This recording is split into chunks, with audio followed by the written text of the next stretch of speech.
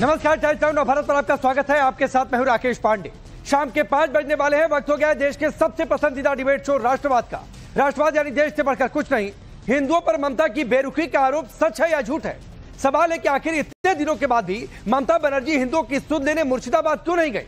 मुर्शिदाबाद में हिंदुओं के साथ हुई हिंसा के बाद उनके पास ना खाने को कुछ बचा है और ना ही रहने के लिए घर।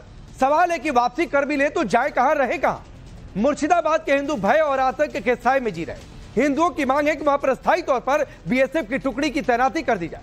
फिलहाल हिंदू टेंट में रहने के लिए मजबूर है। इस बीच बीजेपी नेता और केंद्रीय मंत्री सुकांत मजूमदार ने हिंसा में मारे गए पिता पुत्र के परिवार से मुलाकात की। सुकांता मजूमदार के दौरे के दौरान बड़ी संख्या में हिंदू तख्तियां लेकर पहुंचे और इंसाफ की मांग की। ऐसे में सवाल है कि आखिर ममता बनर्जी मुर्शिदाबाद कब जाएंगी? क्या वोट बैंक की सियासत के लिए मजबूरी है कि ममता बनर्जी को हिंदुओं के साथ अत्याचार दिखाई नहीं देता? आज इसी मुद्दे पर करेंगे चर्चा, लेकिन सबसे पहले इस रिपोर्ट को देखिए।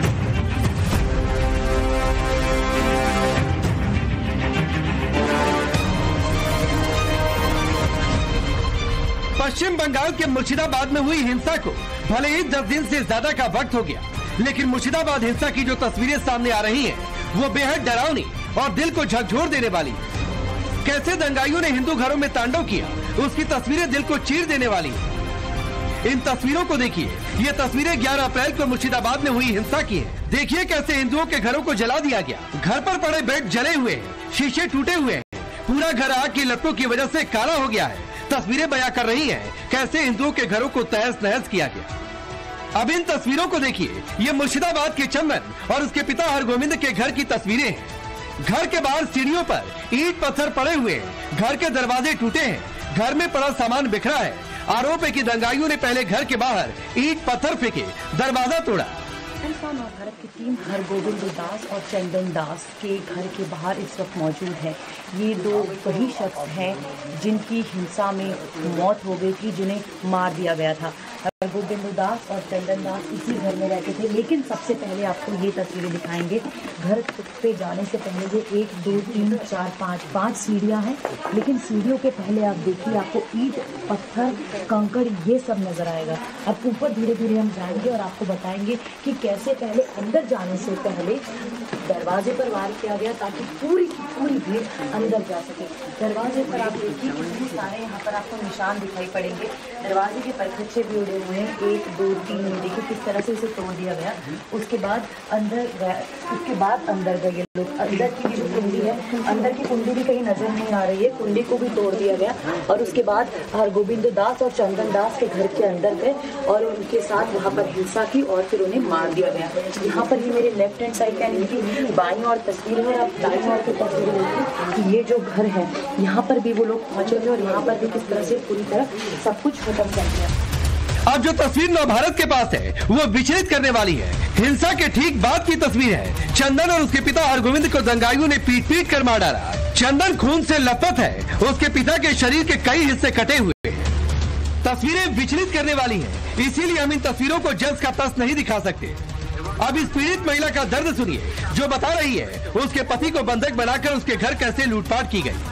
7 লাখ টাকা দুগাধা মাটি বিক্রি করেছি, 3.5 লাখ টাকা করে 7 লাখ টাকা ছিল, কিছুটা পুড়িয়েছে বাতে করে, সব নিজে হাতে দিলাম বের করে করে। আচ্ছা, তো ওই টাকা সব মানে তোমার ওকে মানে ডাক্তার দেখানোর যা টাকা পয়সা ছিল সব নিয়ে গেছে, তাই তো? সব নিজে হাতে দিলাম। ঠিক আছে, ফোনে 4 বার শোনা ছিল, তাও দিলাম। নিজের স্বামীকে টুটি রেখে ऐसा लग गया है, बोलते कि जिनिस की दाव ना तुम्हारे स्वामी के मेरे फेंकी। तस्वीरें डरावनी है।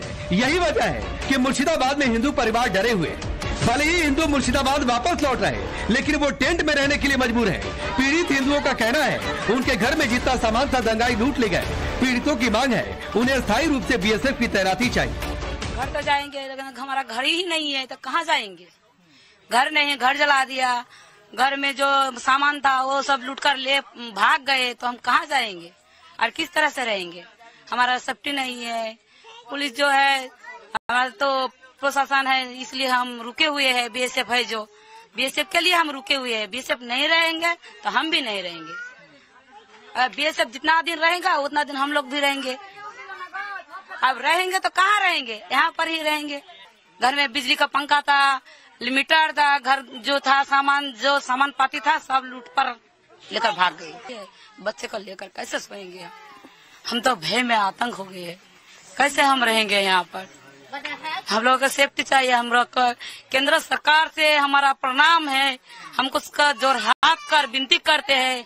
जो हमारा जो ये मीडिया से आपको उस तो देख रहे हैं, हमारा परिस्थिति देख रहे हैं, उसका प्रणाम करते हैं। जो हमको कुछ नहीं चाहिए, पैसा वैसा टाका पैसा कुछ नहीं चाहिए, हमको सेफ्टी चाहिए। केंद्र सेंट्रल फोर्स चाहिए हमको स्थायी। मुर्शिदाबाद के इन इलाकों का दौरा करने वाली राष्ट्रीय महिला आयोग की अध्यक्ष ने खुद माना कि दंगाइयों ने यहाँ बच्चे बुजुर्ग महिलाओं किसी को नहीं छोड़ा। महिलाओं को डर है कि उन्हें जो धमकियाँ मिली है वो सच न हो जाए। जो स्थिति मैंने यहाँ पे देखी है ये बहुत ही महिलाओं को पीड़ा देने वाली, हम कल्पना नहीं कर सकते इतनी तकलीफ और इतना दुख दर्द उनको है। इसको देखते हुए मैं बहुत निशब्द हूँ, अभी कोई बात नहीं करूँगी, मैं निशब्द हूँ। आपने मुर्शिदाबाद के हिंसा की डरावनी और भयावह तस्वीर देखी। ये तस्वीरें दिल को झकझोर देने वाली हैं, लेकिन पश्चिम बंगाल की सीएम ममता बनर्जी का दिल नहीं पसीजा। शायद ममता दीदी ने इन तस्वीरों को देखने से पहले आंखों पर वोट बैंक वाली पट्टी बांध ली है, नहीं तो कम से कम अभी तक ममता बनर्जी सीएम होने के नाते अपना राजधर्म निभाती और इन पीड़ित हिंदुओं की सुध लेती। लेकिन अभी तक ममता बनर्जी ने मुर्शिदाबाद जाना मुनासिब नहीं समझा। केंद्रीय मंत्री और बंगाल बीजेपी अध्यक्ष सुकांता मजुमदार ने मुर्शिदाबाद में मारे गए पिता पुत्र के परिवार से मुलाकात की। पीड़ित परिवार का हालचाल जाना। सुकांता मजुमदार से मिलने लोग पहुंचे और इंसाफ की मांग करते दिखाई दिए। लोकल एडमिनिस्ट्रेशन पुलिस के ऊपर किसी की भरोसा नहीं है। ये लोग चाह रहे हैं कि यहाँ पे बीएसएफ कैंप हो। परिवार भी वही चाह रहे। परिवार के साथ हमने बात किया और हम भी चाहते हैं कि यहाँ पे आगे आने वाले समय में सरकार लोकल एडमिनिस्ट्रेशन व्यवस्था ले और बीएसएफ कैंप हो। उसके साथ साथ जो दोषी, जो मर्डर में जो दोषी थे और जिन्होंने हमला किया, सारे घर जला दिए गए, तोड़ दिए गए, उन सब पे एक्शन होनी चाहिए। उन सबको सख्त से सख्त सजा होनी चाहिए। इस बीच बीजेपी ने ममता बनर्जी पर हमला बोला और कहा कि ममता हिंदुओं से नफरत करती है और सिर्फ मुसलमानों की चीफ मिनिस्टर है। चीफ मिनिस्टर है कि हिंदुओं के भी चीफ मिनिस्टर है, सबके चीफ मिनिस्टर है। तो हम हिंदू लैक ऑफ कॉन्फिडेंस में है, उनमें आत्मविश्वास नहीं है यहाँ पे रहने का। तो इन हिंदुओं से मिलना मुख्यमंत्री जी के लिए बहुत जरूरी था, चीफ मिनिस्टर के लिए बहुत जरूरी था। उनको आना चाहिए। She should visit this places so that the confidence can be gained by the local Hindus. सच्चाई है कि ममता बनर्जी हिंदुओं से नफरत करती है। यही अगर किसी मुसलमान भाई के साथ अत्याचार हुआ होता तो ममता बनर्जी वहां हो हल्ला काट कर 3 दिन से कैंप करके बैठी होती। मगर आज मुर्शिदाबाद में शमशेरगंज हो चाहे धुलिया हो, वहां मां बहनों के साथ, छोटे बच्चों के साथ जिस प्रकार का अत्याचार हो रहा है, उसको देखने के पश्चात ममता बनर्जी स्वयं एक महिला है, अगर उसके बाद भी उनका दिल नहीं पसीज रहा है। अब सवाल है कि मां माटी मानुष की बात करने वाली ममता बनर्जी की हिंदुओं के प्रति निर्ममता क्यों हो गई है। सवाल यह भी है कि क्या अगले साल होने वाले चुनाव से पहले ही वोट बैंक के लिए ममता बनर्जी ने आंखों पर तुष्टीकरण की पट्टी बांध ली है, जो ममता बनर्जी को मुर्शिदाबाद में हिंदुओं पर हो रहा अत्याचार नहीं दिखता। सबसे बड़ा सवाल है, हाथरस से लेकर संभल पर छाती पीटने वाले सियासतदान मुर्शिदाबाद में हिंदुओं पर हुए अत्याचार पर चुप क्यों है। सवाल है कि सेकुलरिज्म का जाप करने वाली सियासी पार्टियां आखिर मुर्शिदाबाद जाएंगी तो कब। Bureau report, times now of Bharat. तो सवाल बहुत सीधा सा है कि बंगाल में हिंदू टारगेट पर, क्या इसीलिए दीदी वहां पर पहुंच नहीं रही हैं? क्या इसीलिए विपक्षी दल सन्नाटे में? चलिए मैं आपका पहले परिचय आज के मेहमानों से करवाता हूं। धनंजय गिरी भारतीय जनता पार्टी के नेता और प्रवक्ता, अवधेश जी वरिष्ठ पत्रकार, जगदीश शर्मा जी कांग्रेस पार्टी के नेता, बादल देवनाथ जी पॉलिटिकल एनालिस्ट के तौर पर सपोर्ट टीएमसी को करते हैं, प्रोफेसर धर्मेंद्र यादव है समाजवादी पार्टी के नेता और प्रवक्ता। आप सभी का बहुत बहुत स्वागत है। शुरुआत बादल देवनाथ जी आपसे करता हूं। ग्राउंड रिपोर्ट हमने दिखाई, लोगों की बातचीत सुनाई, लोग कह रहे नहीं चाहिए पुलिस, तब तक है जब तक सेंट्रल फोर्स है, हट जाएंगे यहां से सेंट्रल फोर्स हटी तो। ये सर स्थिति बना के रखी आपने बंगाल में। नहीं सर, ऐसा कुछ नहीं है। बंगाल अब मुर्शिदाबाद जिले में 2-3 जो ब्लॉक और उसमें 6-7 गांव में जो हमला हुआ था, उसमें सारे लोग आज सुकांत मोचन वहां पर गए। आपने देखा शामसेरगंज में क्या, अर्थात जो लोग इस गांव से दूसरे गांव में चला गया था वो लोग सब वापस आ गए और 3 दिन के अंदर 355 के ऊपर लोगों को गिरफ्तार किया गया। जो लोग दंगाई हो, बदमाश हो और सारे जो लोग यहाँ पर अभी जो महिला रो रहा है, हम सब ये तो निंदनीय घटना है, दुखद घटना है, लेकिन इन सभी का घर दिया जाएगा, बांग्ला आवास योजना में दिया जाएगा, बांग्ला के आकर लोग कहाँ रह रहे हैं से दिया जाएगा। लेकिन नहीं बादल देवनाथ जी, लोग वापस आकर कहाँ रह रहे हैं? घर तो है नहीं, घर जल गया है, बिस्तर जल गया है, घर का सारा सामान जल गया है। तो चाहे वहां राहत कैंप में रखिए, चाहे उनके शहर में ले आकर राहत कैंप में रखिए, रख तो राहत कैंप में रहे हैं। ऐसे मत बोलिए, जो हिंदू है वो भी हमारा ऐसे नहीं बोले, मतलब ममता दीदी भी हिंदू है, वो ब्राह्मण है, मैं भी ब्राह्मण। नहीं, बोलने का तरीका आपसे सीख ले, जो हिंदू लोगों को बादल देवनाथ जी बोलने का तरीका सीख ले, सवाल पूछने का तरीका आपसे सीख ले। ये अलग बात है सर, ऐसा मत बोलिए। हम लोग का भी नहीं तो कैसा बोले, बताइए कैसा बोले। सांसद जो है वहाँ का लोकल जो सांसद है, कांग्रेस के सांसद, अरे तो कैसा बोले? मैं पूछ तो रहा हूँ ना बादल देवनाथ जी, आपने कहा लोगों को उनके शहर गांव में लेकर चले आए, लोकल एडमिनिस्ट्रेशन। तो भाई चाहे बाहर राहत कैंप में रख रहे थे, चाहे उनके गांव में ले आकर राहत कैंप में रखे, घर तो जला हुआ है, घर पर अभी भी पत्थर पड़े हुए हैं, बिस्तर जला हुआ है, घर का सामान जला हुआ है, दरवाजे टूटे हुए हैं, लोग राहत कैंप में रह रहे हैं। आप कह रहे हैं कि भाई पुलिस नहीं, जब तक बीएसएफ है तब तक ये मिल रहा है, बीएसएफ हटी तो ये भी खत्म। ये कौन लोग बोल रहे हैं मुझे पता नहीं, लेकिन अरे कौन लोग, क्यों? अब मतलब आप बंगाल के लोगों को भी मानने से इनकार कर देंगे? सुनना पड़ेगा सर, आप सवाल करेंगे, लोग दूसरा सोचेंगे, मेरा आंसर भी आपको लेना पड़ेगा। नहीं बिल्कुल दीजिए आंसर। बाहर से लोग अंदर आ गए, बीएसएफ क्या कर रहा था? बीएसएफ यहाँ पर तोड़-फोड़ करके लोग को मार के हत्या करके दूसरे देश में चला, बांग्लादेश में चला गया, और बीएसएफ जाने क्यों दिया? इसका सब जवाब कौन लेगा? मैं तो यही कह रहा हूँ, और पूरा लोग, और वो जो जहाँ पर हिंदू लोग है, हम सब हिंदू नहीं है। बंगाल में 7.5 करोड़ लोग हिंदू है, और 3 करोड़ मुस्लिम है, क्रिश्चियन भी है, बौद्ध भी, जैन भी है, सिख भी है क्या? लेकिन हम लोग का कोई दर्द नहीं है। हम लोग और हरगोविंद भी हिंदू थे, तस्वीरें मैं नहीं दिखा सकता हूँ जिस अवस्था में उनको मारा गया, ब्लर करके हमने तस्वीरें दिखाई, और ये तस्वीर देखिए, लोग कह रहे हैं। अरे बादल देवनाथ जी सुनिए, एक तो सोशल मीडिया का जमाना है, दूसरी बात है कि तस्वीरें झूठ नहीं बोला करती हैं। हमने रिपोर्ट में दिखाया कि लोग कह रहे हैं कि बीएसएफ ही चाहिए, बीएसएफ हटी तो क्या यहां पर हो जाएगा, हम भी नहीं जानते। हाईकोर्ट ने अलग से कह दिया कि अगले आदेश तक सेंट्रल फोर्सेस रहे वहां पर। आप अभी भी अपने पुलिस की निष्क्रियता, आप अपनी अनदेखी, आंख पर वोट की पट्टी मानने के लिए तैयार नहीं है। जहां देखिए बीएसएफ रहेंगे, इसके लिए कोई प्रॉब्लम नहीं है। बीएसएफ चाहिए कि पुलिस नहीं चाहिए, इसका कोई मतलब नहीं है, कोई प्रॉब्लम नहीं। प्रॉब्लम है तो आप बहुत सारे इलाका में नहीं गए, और जो बहुत सारे जो इलाका है उन लोग क्या कर रहे हैं, ये भी आपको वीडियो करना चाहिए था। लेकिन कुछ लोग कह सकते हैं बीएसएफ को, तुम लोग को कुछ लोगों से आपको कोई मतलब नहीं है, हो सकता है भरोसा, मतलब उन कुछ लोगों को आपसे कोई मतलब नहीं है। ममता दीदी कुछ काम नहीं कर रहे हैं, ममता दीदी पूरे बंगाल के लोगों को। अरे मैं ये नहीं कह रहा हूँ कि ममता दीदी कुछ काम नहीं कर रही है, आपको मैं ये पूछ रहा हूँ कि ममता दीदी जाफराबाद में चंदन हरगोविंद के घर क्यों नहीं गई? सर आपको पहले जानना चाहिए, पूरे बंगाल में 84 योजना के ऊपर 28 योजना है जो पूरे बंगाल में। धनंजय गिरी रुक जाइए, आता हूं बादल देवनाथ जी, थोड़ा सा सांस ले लीजिए। मुझे पता है आपके पास जवाब देने के लिए है नहीं, मुझे पता है आपके पास जवाब देने के लिए नहीं है। सुनना नहीं चाहते। हिंदुओं की अनदेखी आपकी पॉलिटिक्स का हिस्सा हो सकता है सर, तो इसलिए अभी सुनिए धनंजय गिरी को। बोलिए धनंजय जी। लोग हमला किया है, ये खतरनाक हमला है। राकेश जी हो गया, बादल जी हो गया, आपको सुन लिया। राकेश जी सबसे बड़ी बात है कि हिंदुस्तान में और बंगाल में हतभागा होकर जी रहा है।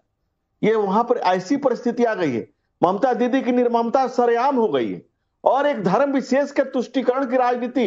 दंगा करने के लिए एकला चलो नहीं, दंगा करने के लिए सामूहिक चलो रे, सबको। हिंदू ही शांति निकेतन की बात करे, हिंदू शांति निकेतन की बात करो, अशांत कर करके, बर्बर जर्जर करके। और ममता बनर्जी कुछ नहीं कर रही, मैं भी मानता कुछ नहीं कर रही।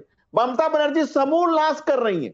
ममता बनर्जी की निर्ममता ने बंगाल को बेरहमी से, बेदर्दी से बर्बाद कर दिया है।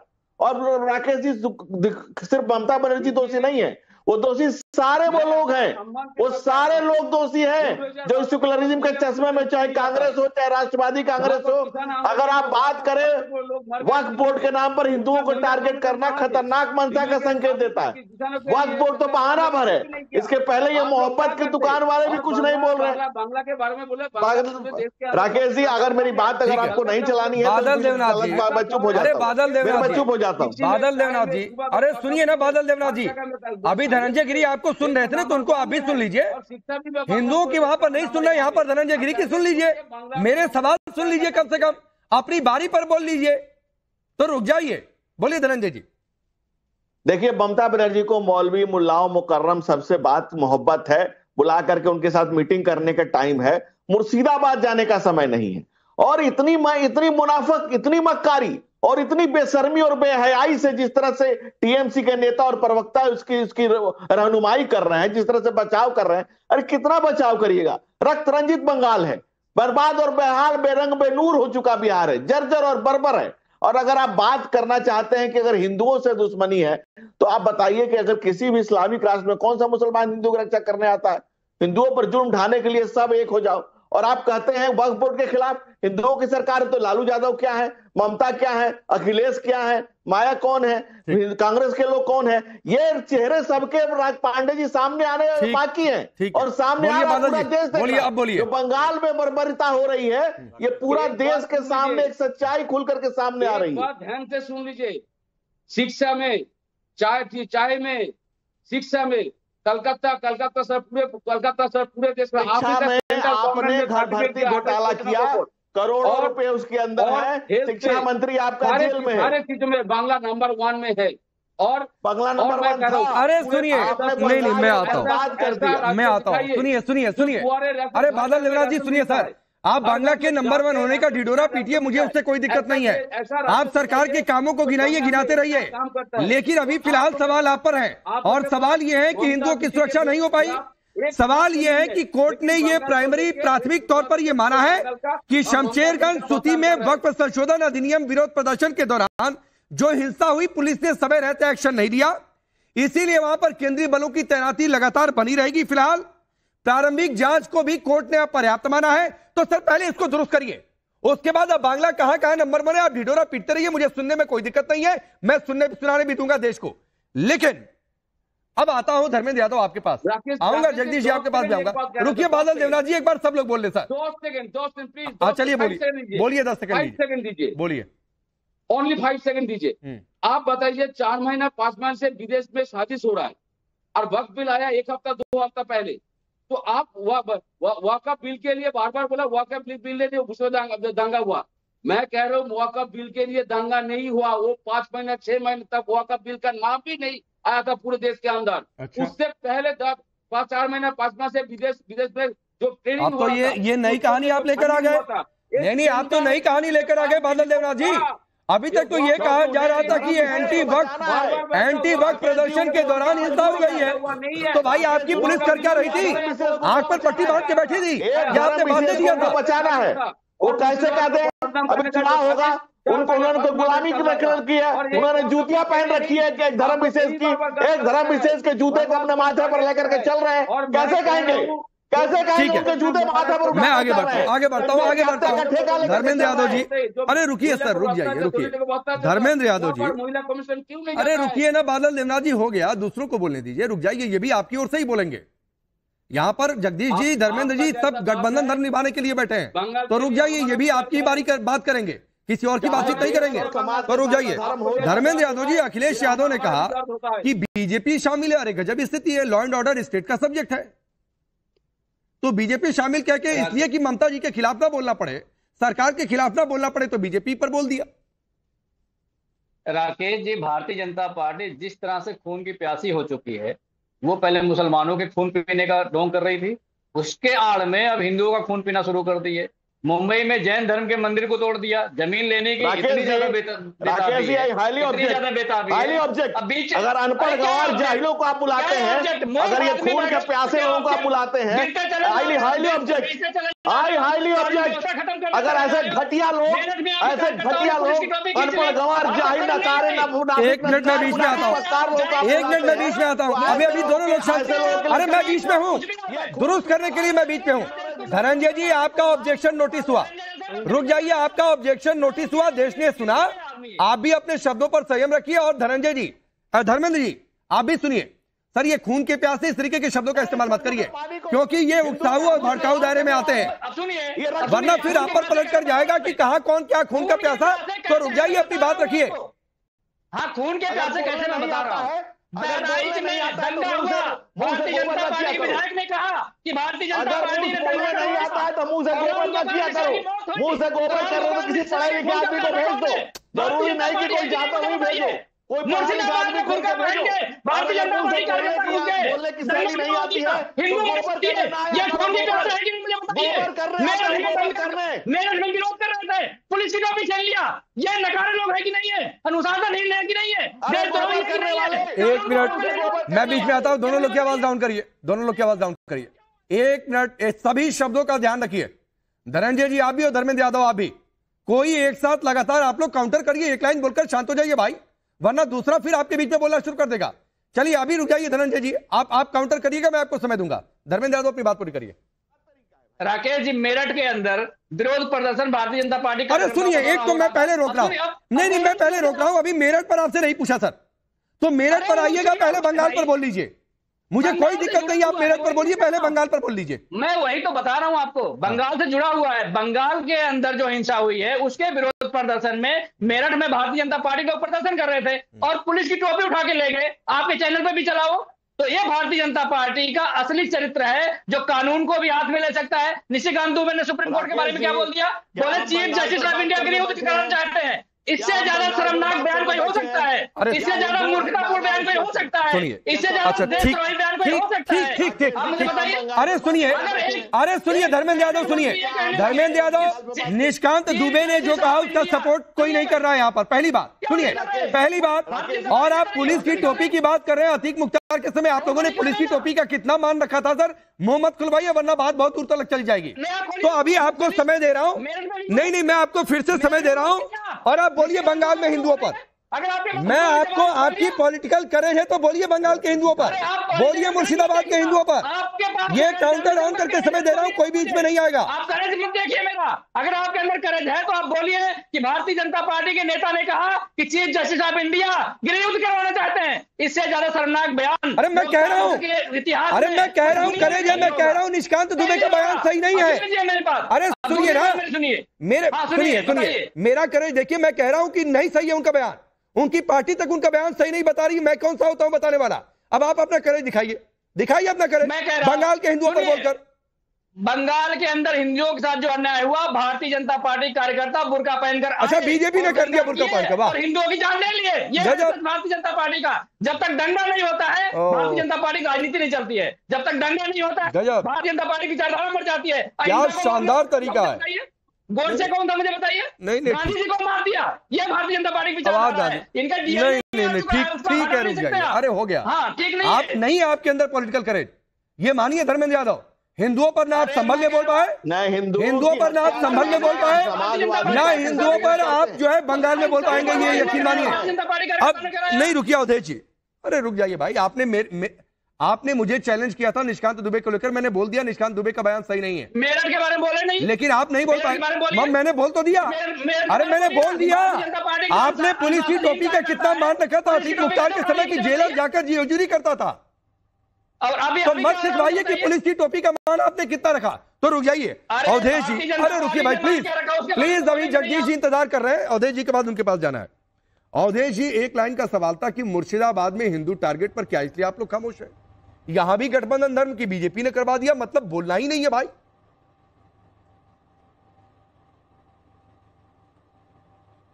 नहीं तो इसमें आश्चर्य की क्या बात है?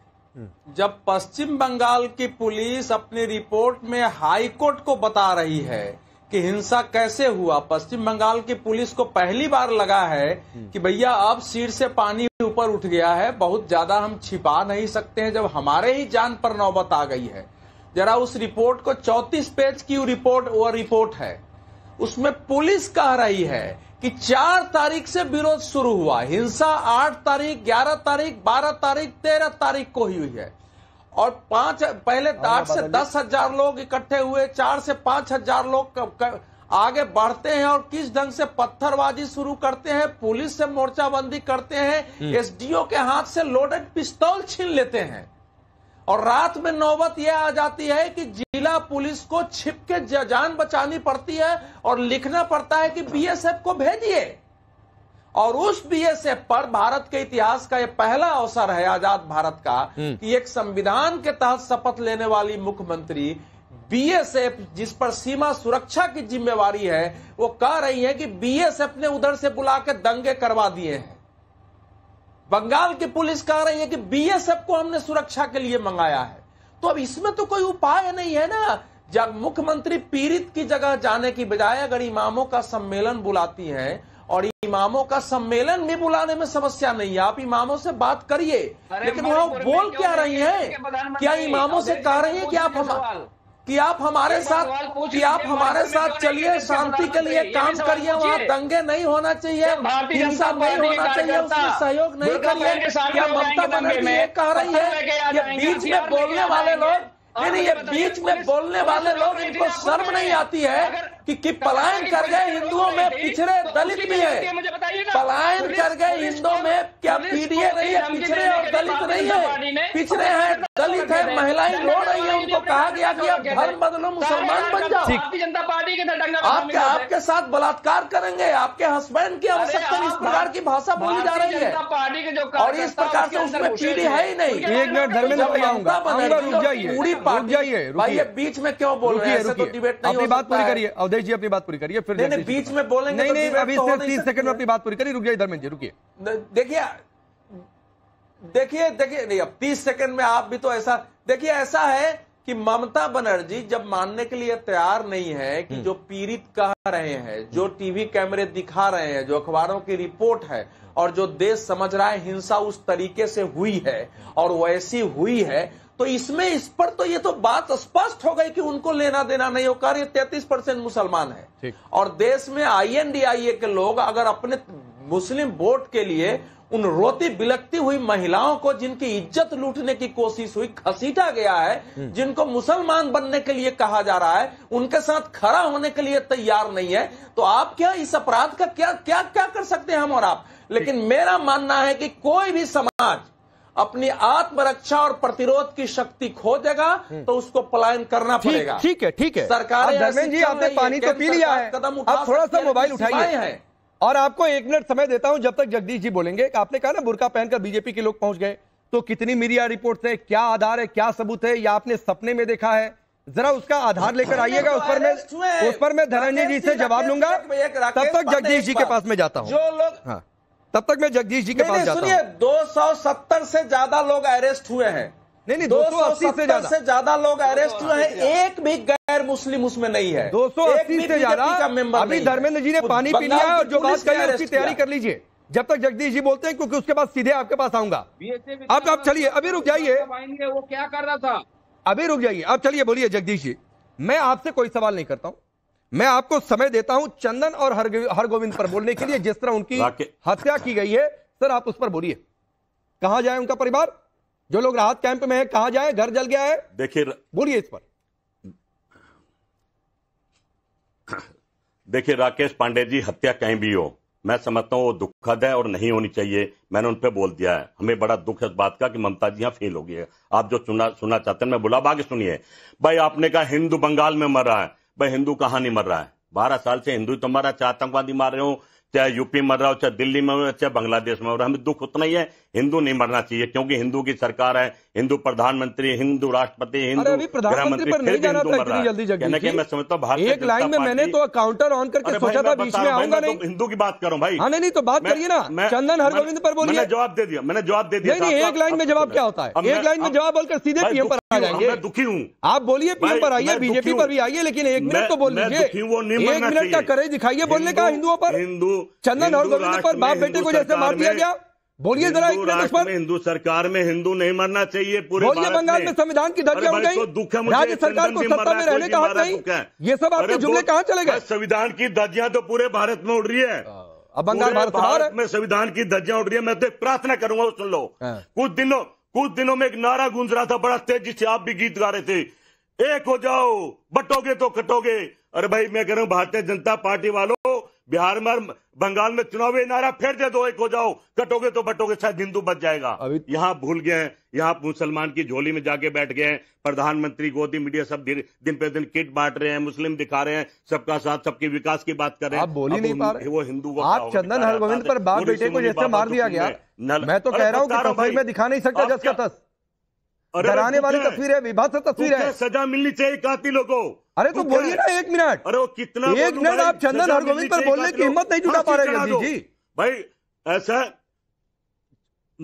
चंदन हरगोविंद की उसके ऊपर मैं समझता हूँ जो मौत हुई है, प्रधानमंत्री को अपनी बीएसएफ पे उसके उन पर फांसी दे देनी चाहिए उनके हत्यारों पर। इससे ज्यादा क्या बोलूं बताओ? मैं समर्थन तो कर नहीं रहा, हत्या तो हत्या। 2 मिनट हो गया, तो ये भी बता रहा हूँ 2 मिनट हो गया। हटा दे, देखो हत्या पूरे भारत में मूर्तियां बनाते थे, हत्या पूरे भारत में। और क्या बोलूं भाई? अरे भाई प्रधानमंत्री को भेज दो, अब चलिए रुक जाइए, अब वक्त है सबूत लेने का। क्या बोलूं बताओ? अब वक्त है प्रूफ लेने का। 30 सेकेंड रुक जाइए, आऊंगा धनंजय जी, रुक जाइए। 30 सेकेंड आपको दे रहा हूं, बोलिए धर्मेंद्र यादव, दिखाइए कहां से साबित हो गया कि बुर्का में बीजेपी के कार्यकर्ता पहुंचे थे? मीडिया रिपोर्ट हो, पुलिस की रिपोर्ट हो? सुन लीजिए, अब सुन लीजिए ना, आपने खुद बताया कि वहां की पुलिस को लोगों ने बंधक बना लिया। अब आप मुझे बता दीजिए, पुलिस अपना काम कर रही थी ना? नहीं, पुलिस को बंधक बना लिया, पुलिस का असला छीन लिया। पुलिस का असला कौन छीनेगा? अगर वहां पे ममता बुर्का पहनकर बीजेपी के लोग पहुंचे, इसका सबूत दीजिए।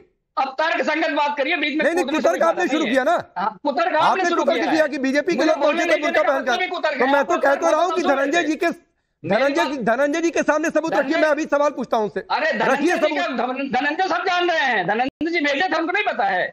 आप मुझे बताइए, अगर आप कह रहे हैं कि पुलिस के असलहे छीन लिया भीड़ ने, इनके पास हिम्मत कहां से आ गई? वो भारतीय जनता पार्टी कार्यकर्ता ही हो सकते हैं जो पुलिस की असलहा छीन सकते हैं। उसकी बात में दिख गई, ये आपकी फिलॉसफी है। अब फिलॉसफी नहीं है, एकदम फिलॉसफी है। सुनिए पहले, एकदम फिलॉसफी है। आप प्रोफेसर हैं, नई फिलॉसफी लेकर आए हैं। अब सुनोगे तो मैं फिलॉसफी का नहीं हो गया भाई, आप सबूत नहीं दे पाए। मैंने पहले ही कहा था धर्मेंद्र यादव को 30 सेकंड दूंगा, 1 मिनट से ज्यादा समय दिया। 10 सेकंड चलिए लीजिए 10 सेकंड रोक दीजिए। मेरठ के अंदर कैमरे के सामने अगर पुलिस की टोपी छीन सकती है भारतीय जनता पार्टी के अधिकृत कार्यकर्ता, तो आप समझो कैमरे के बाहर क्या करते हैं। छोड़िए ना सर, पुलिस की टोपी पर कहाँ जा रहे हैं? मैंने पहले ही कहा पुलिस की टोपी का मान कब कहाँ कितना रखा गया। धनंजय जी रिप्लाई ठीक है, ठीक, रुक जाइए, हो गया। धनंजय गिरी। राकेश जी, जिस तरह से मैं उनके बीच में नहीं बोला, उनसे मैं भी यही अपेक्षा रखता हूं, जल्दी बोलिए 30 कि वो बीच में न बोले। राकेश जी, सबसे इंपॉर्टेंट बात है कि आप जो कह रहे हैं कि धर्मेंद्र यादव नहीं बोला, नहीं बोला। उन्होंने अपना पोल खुद ही खोला। उन्होंने ये स्पष्ट किया कि वो एक धर्म विशेष के खिलाफ किसी कीमत पर नहीं बोल सकते। हिंदू हिंदुस्तान में हतभागा बनकर जिए और वो मरे या उनके रक्त से इनकी टोपी का लाल हो जाए, उससे इनको कोई मतलब नहीं है। ठीक है, मैं रोकता हूं, वक्त इतना ही। आप सबका बहुत बहुत शुक्रिया।